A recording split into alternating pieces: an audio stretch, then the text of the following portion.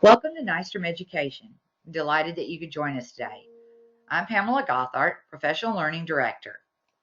Let's get started with StrataLogica 101, Session 2, Leveraging Maps for Instruction. Our agenda today is to look at our 3D maps, 2D, the various features that we have available, dual maps, and then to conduct a review and an assignment. Let's get started. I know this is information you already know, but it never hurts to just do a little review. First thing we want to do is click on Login. We're going to add our username and password, and then we're going to log into StrataLogica. Our user guide is very teacher-friendly, step-by-step procedures for how to do anything you could want to do in StrataLogica with great screenshots to lead you along the way. At the bottom of your home screen is our contact and support information. Remember, when you need immediate assistance, it's best to go to StrataLogica support at nystromeducation.com. You can also reach us at 1-800-421-4246. Let's click first and start with our maps. We have a variety of maps for you to utilize in StrataLogica. We're going to begin with our 3D maps. When you enter maps, you're always going to start with a 3D version. Let's take a look. Here's our version we're using today, and you can see that we have a variety of land types that are located here in the legend. The legend is in your info button. If I click on coastline, it's going to tell me what coastline is, show me a picture of what it looks like, and this one actually even has sound to it so that you can hear the water rushing against the beach. Now, I have a variety of series I can choose from in my 3D maps.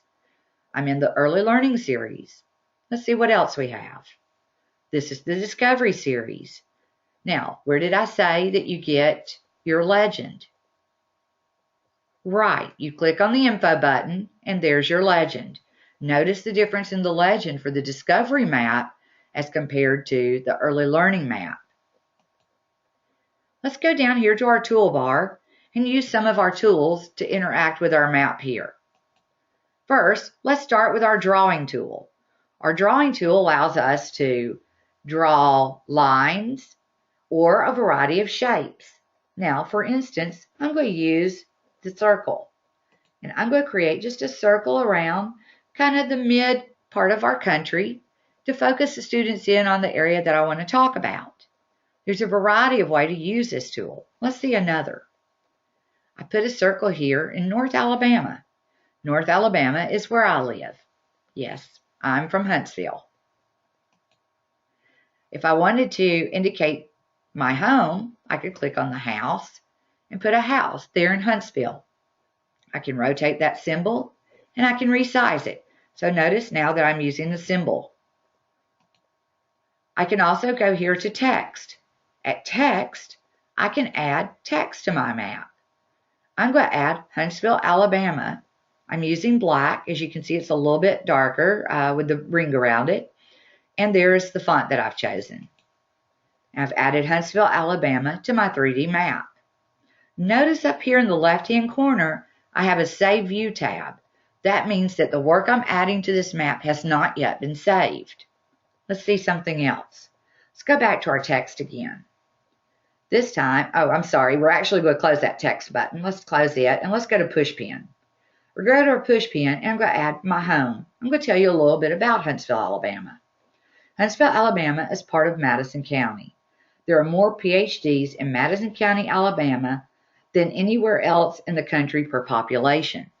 Yes, lots of PhDs. We have a huge engineering group here in Alabama, in Huntsville specifically. Let's go to styling. What do I want these things to look like? Title, I'm going to use green. And for my Pushpin, I'm going to use green today. Let's add an image or a video. I'm going to add a video. I went to YouTube and found a video about Huntsville, Alabama, and I've added it here. And as you can see, it tells me that my content has been added. So it always lets you know whether you've made that addition successfully or not. Let's see what that looks like now. So here's my Pushpin. It says My Home in green. I think I should have made that a little bit darker. And let's look at it. I now have a video that pops up on my push pin that talks about Huntsville, Madison County, Alabama.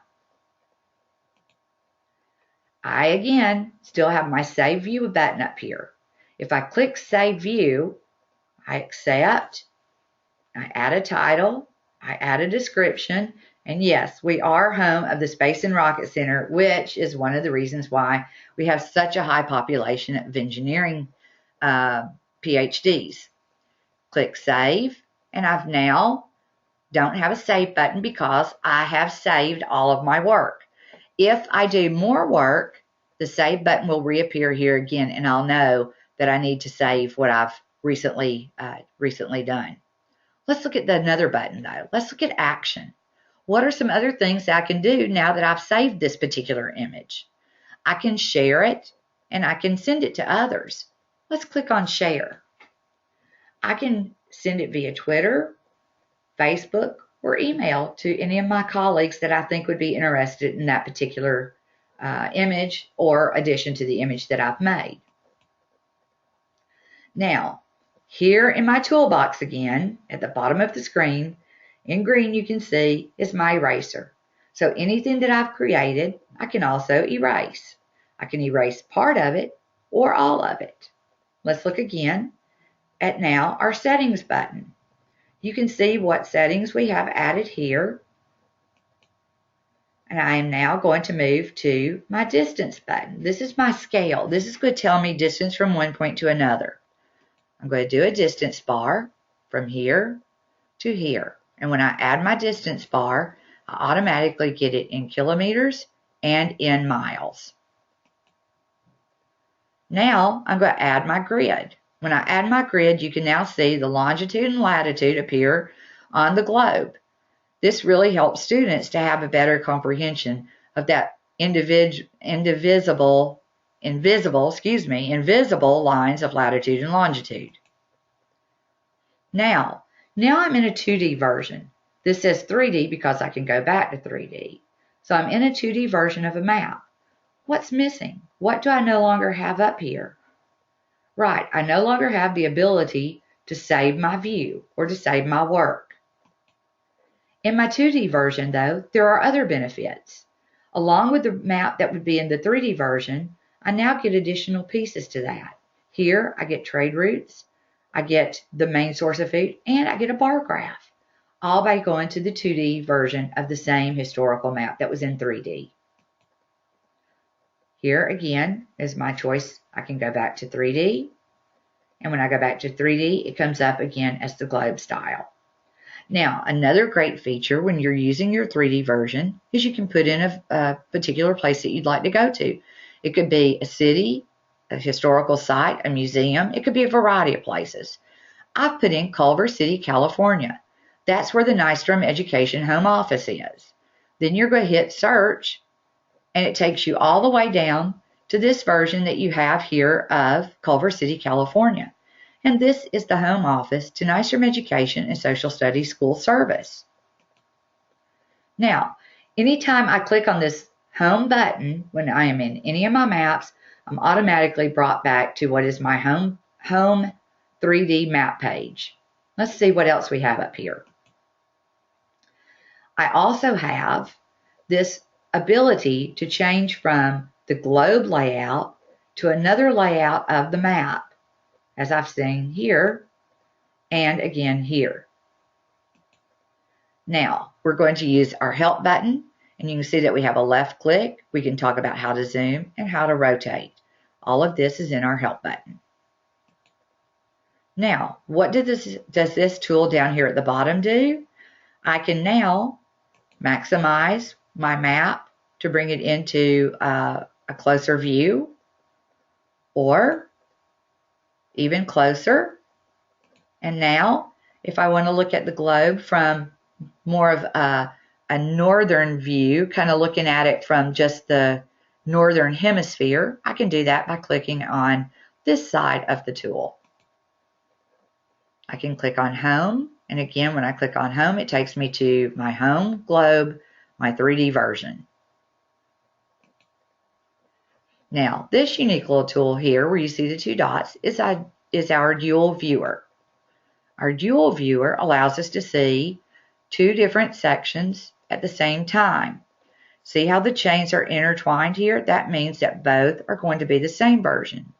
But if I click on that and change it so that the chains aren't interlocking, I can now have two different versions of the same globe or the same area up for students to review and to compare and contrast at the same time. Another way to look at that would be to pull up the legend and to do a closer view of the early learning map versus the discovery map. Notice the two different ones, and students can compare and contrast. So this has been just a short overview of our variety of maps and how you can use these different maps as an instructional resource. Next, you're going to complete a review and an assignment and submit them to me at pgothard@nystromeducation.com. And don't worry, that'll be in your assignment as well. Thanks for joining today, and I look forward to seeing your review and your assignments. Best of luck, and can't wait to see you for session 3.